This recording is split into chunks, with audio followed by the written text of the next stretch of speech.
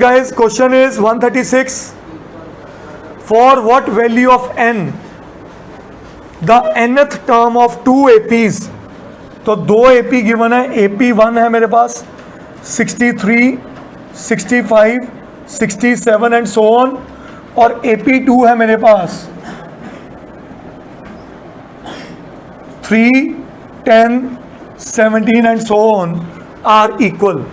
Question समझे आप लोग क्या नहीं? क्या कह रहे हैं?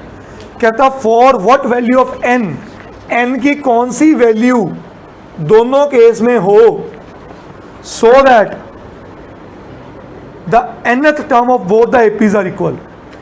जैसे कि ये डिक्रीजिंग एपी और ये इंक्रीजिंग है, कि कहीं पे आके दोनों की वैल्यू सेम आ जाए, एक पर्टिकुलर टर्म, वो 7वीं टर्म, 10वीं टर्म, 12वीं टर्म, कुछ भी हो सकता है। Is that clear? क्या ये बात समझ आई? श्योर। अब दोनों एपीज को अगर डिफाइन करें, इसका ए क्या है और इसका डी क्या है? सर 2 है, और इसका ए क्या है?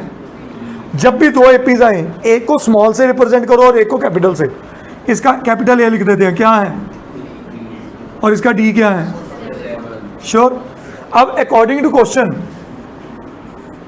इसका ए एन इसके ए एन के बराबर है, एन सेम होगा। सच क्यों सेम होगा? कि दोनों की nth टर्म, स्मॉल एन से रिप्रेजेंट किया उसने, दोनों की nth टर्म इक्वल है। ए एन का फॉर्मूला ए प्लस एन माइनस 1 इंटू, इसका फॉर्मूला ए प्लस एन माइनस 1 इंटू। क्या ये बात समझ आई? ए की जगह क्या आया अदर से? एन माइनस 1, डी की जगह ए की जगह एन माइनस 1, डी की जगह 63 माइनस 3, इधर आके क्या हो गया?